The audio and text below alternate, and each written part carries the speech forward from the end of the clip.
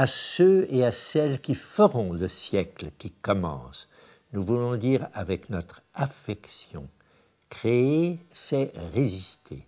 Résister, c'est créer.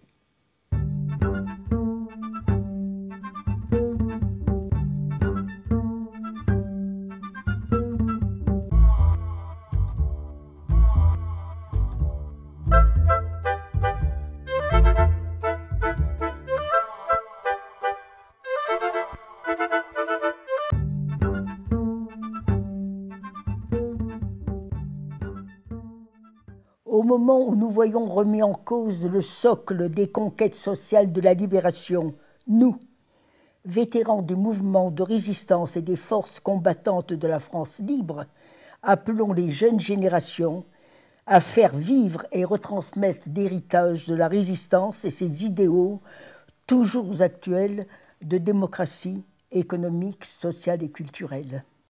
60 ans plus tard, le nazisme est vaincu grâce au sacrifice de nos frères et sœurs de la résistance et des nations unies contre la barbarie fasciste. Mais cette menace n'a pas totalement disparu et notre colère contre l'injustice est toujours intacte.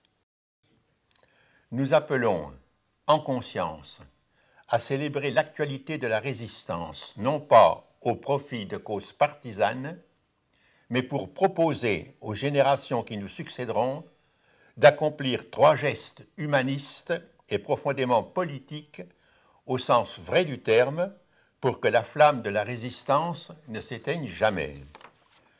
Nous appelons d'abord les éducateurs, les mouvements sociaux, les collectivités publiques, les créateurs, les citoyens, les exploités, les humiliés, à célébrer ensemble l'anniversaire du programme du Conseil national de la résistance adopté dans la clandestinité le 15 mars 1944 et qui préparait la sécurité sociale et les retraites généralisées, le contrôle des féodalités économiques, le droit à la culture et à l'éducation pour tous, une presse délivrée de l'argent et de la corruption, des lois sociales, ouvrières, agricoles, etc.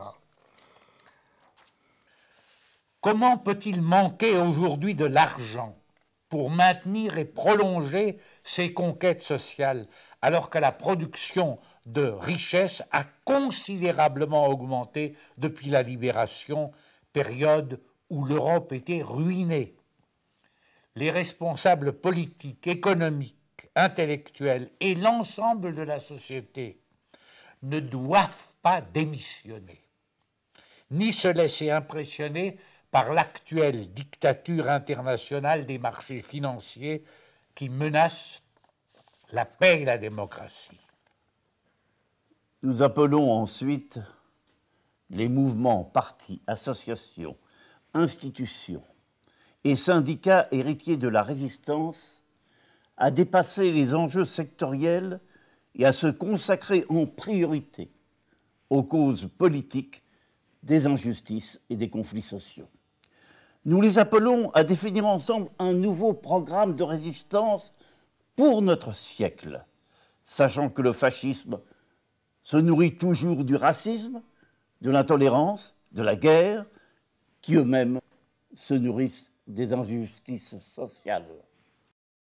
Nous appelons enfin les enfants, les jeunes, les parents, les anciens, les grands-parents, les éducateurs, les autorités publiques à une véritable insurrection pacifique contre les moyens de communication de masse.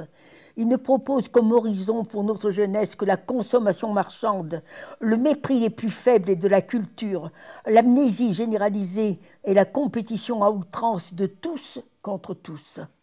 Nous n'acceptons pas que les principaux médias soient désormais contrôlés par des intérêts privés, contrairement au programme du Conseil national de la résistance et aux ordonnances sur la presse de 1944.